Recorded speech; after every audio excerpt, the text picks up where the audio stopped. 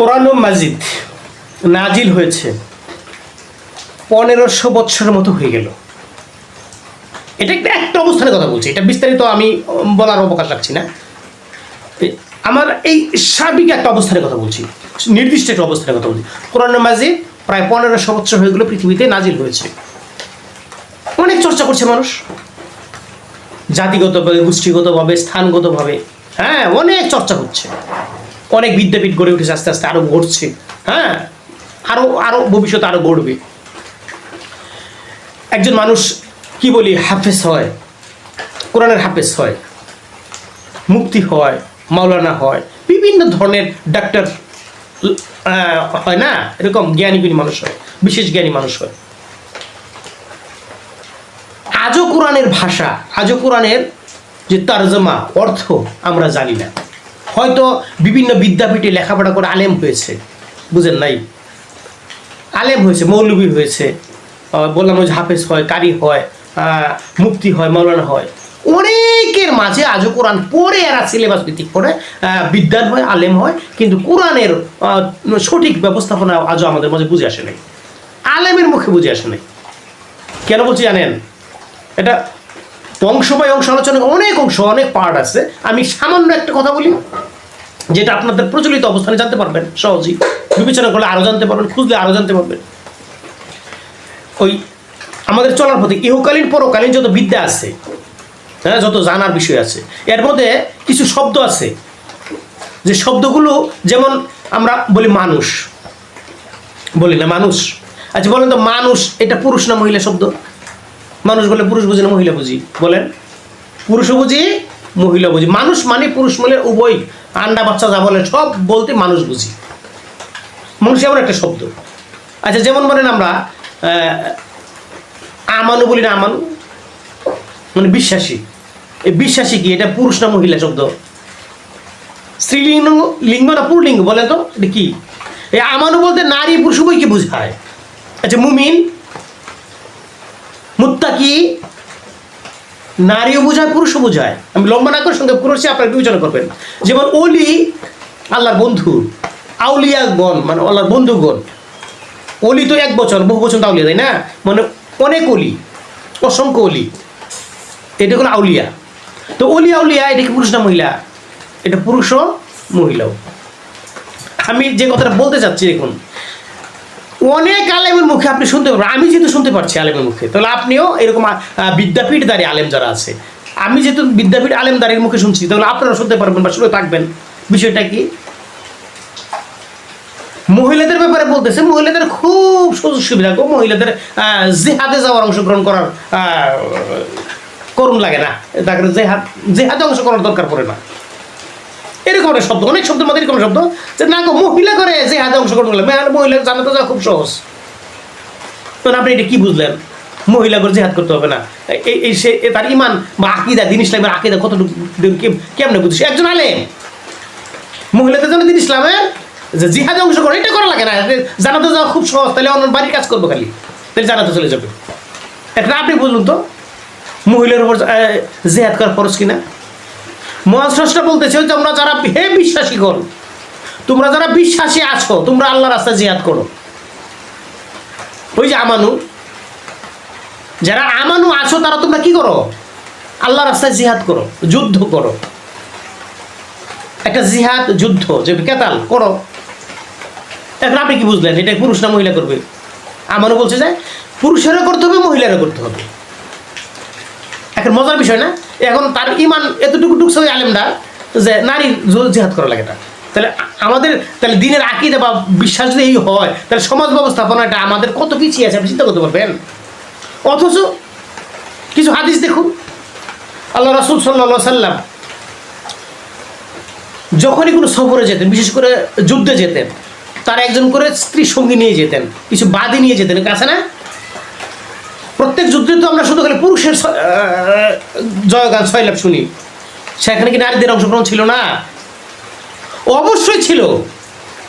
নারীরাও সেই যুদ্ধে অংশগ্রহণ করেছে, কেউ সেবিকা হিসেবে, কেউ সাহায্যকারী হিসেবে, তারা অংশগ্রহণ করেছে। এই ইতিহাসগুলো আমাদের মাঝে উজ্জ্ব করে দেওয়া হয়েছে। এটা সুকৌশলে হোক বা কুটচালে হোক করা হয়েছে, অপকৌশলে হোক, এগুলো আমাদের মাঝে, এই ইতিহাস আমাদের মাঝে নেই যে নারীদেরও যুদ্ধে অংশগ্রহণ করতে হবে, নারীরা যুদ্ধ করতে হবে। আল্লাহ রাব্বুল আলামিন নারী পুরুষ উভয়ের উপর যুদ্ধ ফরজ করেছেন, ইসলামের জিহাদ ফরজ করেছেন। আউলিয়া শুধু পুরুষ হবে না, আউলিয়া মহিলারাও হবে, একটা মেয়েও আউলিয়া হতে পারে। বুঝতে পারলেন না? সব বিষয়গুলো আমাদের একটু হৃদয়ঙ্গম করতে হবে। আমরা তো সমাজে ভেসে যাচ্ছি, আমরা হচ্ছে অবিবেচকের মতো চলা পছন্দ করি। এই যে ভেড়ার চাল বুঝি না, ভেড়া অবিবেচনায় বা বিবেচনাহীন চলা, এই যে ভেড়ার চালের মতো আমরা পছন্দ করি। যেখানে লোক বেশি, সমর্থন বেশি, সেখানে আমরা সাহায্য করি, মনে হয় এটি সঠিক। আসলে সঠিকতা যে কোথায় এটা আমরা খোঁজার চেষ্টা করি না। ওই পরিমাণ হয়তো জ্ঞান বুদ্ধি আল্লাহ রাব্বুল আলামিন আমাদের দান করে নাই। যার যতটুকু দান করেছে তার হিসাব কতটুকু সে দিবে, সে মুক্তিপ্রাপ্ত হোক, সে জান্নাতে যাক, নাজ দিয়ে আমাদের বাসনা যা সব পুরা হয়ে যাক, এইগুলা নিয়ে সমস্যা নাই। এটা কারো বাপদাদার নাই, একজন নিলে একজন কম করবে, এরকম না। মহান স্রষ্টা সবাইকে দিতে অনুগ্রহ করতে পারে, করছে তো, সবাইকে করবে, এটা সমস্যা। সমস্যাটা হচ্ছে আমাদের জীবন চলার মতো একটু বোঝ আলাদা করে চলে। তো কি বুঝলেন? নারী পুরুষ উভয়কে জিহাদ করতে হবে, দিন ইসলামের জিহাদ করতে হবে, কেতাল করতে হবে, হ্যাঁ, আউলিয়া হতে হবে। নারী এবং পুরুষকে সবাইকে হতে হবে। পুরুষের শুধু পুরুষ হবে তো না। তবে হ্যাঁ, পুরুষ এবং নারীর মধ্যে মহান স্রষ্টা পুরুষকে একটু শ্রেষ্ঠত্ব দিয়েছেন। কেন শ্রেষ্ঠত্ব দিয়েছেন আপনি বোঝার চেষ্টা করুন। শারীরিকতা দিয়ে একটু চিন্তা করুন, মানসিকতা একটু চিন্তা করুন, একটু পার্থক্য আছে বই কি, সবলতা দুর্বলতা আছে বই কি আপনি দেখুন। মাঠে ঘাটে কাজ করবে পুরুষ, এটি সৌন্দর্য, শালীন, ঠিক না?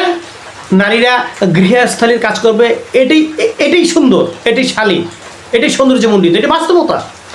তবে ব্যতিক্রম ধর্মী হতে পারে, নারীও মাঠে ঘাটে কাজ করতে পারে যদি ওই পরিবেশ থাকে, ওরকম কি বলি আমরা অবস্থান থাকে, করতে পারে।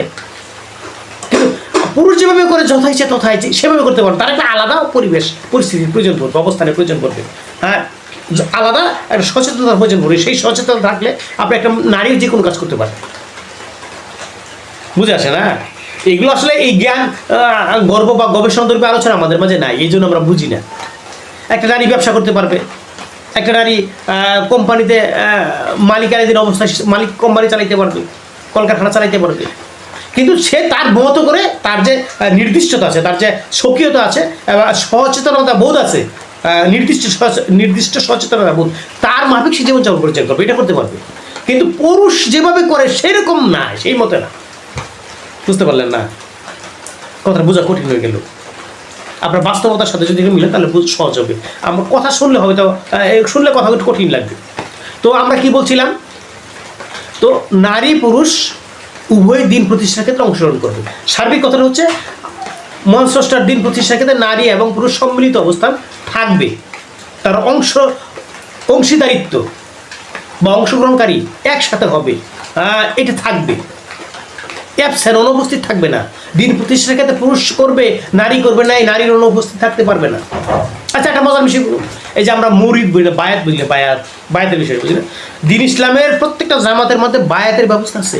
যে দিন ইসলামের জামাতে বায়াতের ব্যবস্থা নাই, সেটা দিনই জামাত হতে পারে, পরিপূর্ণ না। বুঝতে পারলেন না? বায়াতের ব্যাপারে, আমাদের ব্যাপারে, বায়াতের ব্যাপারে তো আমাদের অনেক ঝগড়া ফ্যাসাদ, মন মালিন্য, তর্কাতর্কি, মারামারি বায়াতের নিয়ে। বায়াত মানে কি? অঙ্গীকার করা। কোনো শায়েখের কাছে, পীরের কাছে, জ্ঞানী ব্যক্তির কাছে অঙ্গীকারাবদ্ধ হওয়া দিন ইসলামের ক্ষেত্রে, চলার ব্যাপারে, বলার ব্যাপারে, মানার ব্যাপারে, মানানোর ব্যাপারে, এটা অঙ্গীকারাবদ্ধ হওয়া, এটা হচ্ছে বায়াত। বায়াত মানে অঙ্গীকার। তো যে দিন ইসলামের জমাতের মধ্যে বায়াতের ব্যবস্থাপনা আছে, সেটা সঠিকতা আছে। কিন্তু যে দিন ইসলামের জামাত, আমি ব্যাঠিক বলছি না, পরিপূর্ণ না, অপূর্ণ, সেটা কি? যেখানে বায়াত নেই। দিন ইসলামের প্রত্যেকটা অবস্থানে বায়াতের ব্যবস্থাপনা আছে। এখন পর্যন্ত বায়াতকে গ্রহণ করবে শুধু পুরুষ গ্রহণ করবে, নারীরা করবে না। দিন ইসলাম কি বলে? কোরআন মাজিদ কি বলে? আল্লাহ কি বলেছেন কোরআন মাজিদে? নারীদের বায়াত নাই, আছে না? যেমন বায়াতের আয়াত আছে পুরুষদের ব্যাপারে, পুরুষরা রাসূল সাল্লাল্লাহু আলাইহি ওয়াসাল্লামের কাছে অঙ্গীকারাবদ্ধ বায়াত গ্রহণ করেছে। নারীদের ব্যাপারে তেমন আছে, আল্লাহ পাক নির্দেশ করেছেন নারীদের ব্যাপারে, তোমরা মহিলাদের কাছ থেকে, রাসূলকে বলেছেন মহিলাদের কাছ থেকে কয়েকটা শর্তে বায়াত গ্রহণ করো, বায়াত নাও বা বায়াত দাও। নারীদের ব্যাপার আছে। তাহলে নারী পুরুষ উভয়ই বায়াত গ্রহণ করতে হবে। আমি সংক্ষেপ করে যেহেতু আলোচনা করি যেহেতু বিস্তারিত বর্ণনা নেই, আপনারা কোরআন মাজিদে এগুলো স্পষ্ট আয়াত আছে, খুঁজলে পাবেন। পুরুষের বায়াত আছে, নারীরও বায়াত আছে। নারী পুরুষ উভয় বায়াত গ্রহণ করবে, নির্দিষ্ট করে বলা আছে। মহাস্রষ্টা বলে দিয়েছেন, কোরআন মাজিদের মধ্যে বলা হয়েছে। অন্যান্য পূর্বের কিতাবে তো আছেই, কিন্তু কোরআন মাজিদ বর্তমানে যে জীবন চলার পথে পথ প্রদর্শক যিনি, কোরআন মাজিদ মানুষের জন্য পথ প্রদর্শক। সমস্ত মানুষ এই কোরআন মাজিদ আদেশ নিষেধভাবে জীবনযাপন পরিচালনা করবে। এই কোরআন মাজিদ আল্লাহর কালাম, তো আল্লাহ পাক বলেছেন নারী পুরুষের বায়াতের কথা। এখন আপনি পুরুষকে শুধু বায়াতে অংশগ্রহণ করাবেন বা করবেন, নিজে নারী দিকে পিছনে রাখবেন, আলাদা রাখবেন, ফাঁকে রাখবেন, এটা তাহলে মহাস্রষ্টার কথা মানা হলো? এগুলো বড় ঝুট ঝামেলা করেছি আমরা। আরেকটা বিষয় না বললে না, যে কথা বলছিলাম মনে রাখবো তো না, নারী পুরুষ উভয়ের বায়াত আছে। আর বায়াত ছাড়া দিনী জামাত কোনো হতে পারে না। দিনী জামাত মানে বায়াত গ্রহণ করতে হবে, এটা গুরুত্বপূর্ণ বিষয়, আপনারা মনে রাখুন। বুঝলে বুঝুন, না বুঝলে বোঝার চেষ্টা করুন, বুঝতে হবে। হিসাবের সম্মুখীন যখন হতে হবে তখন বুঝতে হবে, না বুঝে কোনো উপায় নেই। এই যে আমাদের সমাজ ব্যবস্থাপনা, তার একটা বিষয় আছে, সেটা হচ্ছে ফরজ, সুন্নত, ওয়াজিব, নফল, এগুলো কিছু আছে না, ভাগ ভাগ। ফরজ বলতে একটা জিনিস বুঝি, যেমন সালাতের ব্যাপারে ফরজ সালাত, সুন্নত সালাত, নফল সালাত, এগুলো ওয়াজিব সালাত, এগুলো বুঝি না।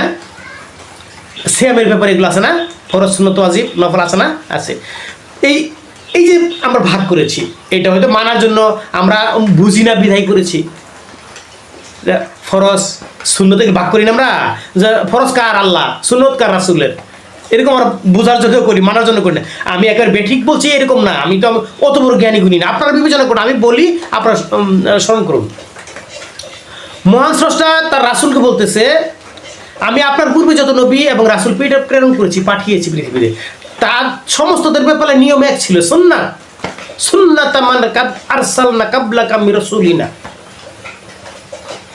এই যে একটা আরসালনা কাবলাকা মির রাসূলিনা ওয়ালা তাজিদু লিসুন্নাতিনা তাহবিলা, বিষয়টা দেখুন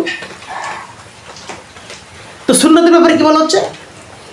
সুন্নতের ব্যাপারটা বলা হচ্ছে যে সুন্নতের ব্যাপারটা এক ছিল, এবং আমার সুন্নতের কোনো নিয়ম মানে কি নাই, পরিবর্তন নাই। সুন্নত মানে কি? নিয়ম পদ্ধতিতে। নিয়ম পদ্ধতি কে দান করেছেন? মহান স্রষ্টা দান করেছেন নিয়ম পদ্ধতি। মহান স্রষ্টা নিয়ম পদ্ধতি দান করেছেন, তো এই নিয়ম পদ্ধতি আপনি সুন্নত আল্লাহকে ছেড়ে দিয়ে আল্লাহরে ফরজ দিয়ে সুন্নত রাসূলের আপনি নিয়ে গেলেন গা, এটা কেমন হলো?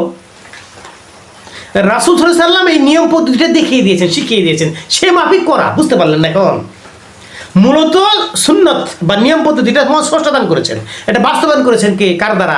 নবী রাসূল দ্বারা। সাধারণ মানুষ জানে, দেখে শুনে এটা শিখে পালন করে। তো আপনি আল্লাহ রব্বুল আলামিন সুন্নত, তার নিয়ম পদ্ধতি রাসূলের মাধ্যমে বাস্তবায়ন হয়েছে, তা আল্লাহ নিয়ম পদ্ধতি সুন্নত বাদ দিয়ে আপনি রাসূল ওরা এনে ফালাইলে দিলেন শুধু। এটা কেমন হলো বলেন তো? এটা হলো? আর যে রাসূল যা করেছে আমরা তা করবো। আল্লাহ রাসূল সাল্লাল্লাহু আলাইহি সাল্লাম তার জীবনে যা কিছু করেছেন, আমি একটা বিষয় বুঝেন, 8.5 বছরের মদিনা, 8.5 বছরের জিন্দিগিতে 80 থেকে 82টা যুদ্ধ করেছেন, 27 থেকে 32টা যুদ্ধে তিনি সেনাপতি দায়িত্ব পালন করেছেন। আপনি আমি পারবো? কোন মুসলিম, কোন মুমিন মুত্তাকিন পারবে? তা রাসূল যা করেছে আপনি তাই করতে পারবেন? এই কিছু কিছু বিষয় আশ্চর্য লাগে, এগুলো আশ্চর্যজনক লাগে আমার কাছে, তো আপনাদের কাছে কি লাগে জানি না। আমি অল্প সময় এই অনেকগুলোর মধ্যে একটা বিষয় আলোচনা করলে অনেক সময় দরকার। এই যে আলোচনাগুলো করলাম, এখানে একটা বিষয় আলোচনা করলে বোঝানোর জন্য বুঝিয়ে বললে অনেক সময় দরকার। আমি অল্প সময়ে অনেকগুলো আলোচনা করে ফেললাম, গুরুত্বপূর্ণ বিষয় তুলে ধরলাম। আপনারা বিষয়গুলো বিবেচনা করুন তো। সুন্নাত কার? মহান স্রষ্টা, এটা বাস্তবায়ন করে রাসূল, তার মাধ্যমে আমরা দেখে দেখে শিখবো। তো সুন্নত বলতে চাই, সুন্নত রাসূলের, ফরজ আল্লাহ হলো। অফরজ মানে কি? অত্যাবশ্যক, অবশ্যই পালনীয়। আল্লাহ পাক রব্বুল আলামিন যা বলেছেন সবই ফরজ। আকিমুসসালাহ আছে না, এই সালাত প্রতিষ্ঠা, আকিমুদ্দিন দিন প্রতিষ্ঠা, এগুলো কি একটা ফরজ না? তো এগুলো আমরা অনেক আদেশ নিষেধ এগুলো আছে, এগুলো আমরা বুঝি না কেন? বলেন? আসলে আমরা বোঝার চেষ্টা করি না, এইভাবে আমাদের মনোসংযোগ করি না। এইভাবে আরও অনেক বিস্তারিত সময়, আমি অল্প সময় শেষ করে দিলাম। আপনারা বিস্তারিত জানার জন্য চেষ্টা করবেন, যে জানে তার কাছে জেনে নেওয়ার চেষ্টা করবেন। আল্লাহ রাব্বুল আলামিন বলেছেন, তোমরা যারা জানে তার কাছে জানো। এই জানা বিষয়টা অত্যন্ত মূল্যবান, চলার পথে জানতে হয় আমাদের, তো আমরা জানার জন্য চেষ্টা করবো।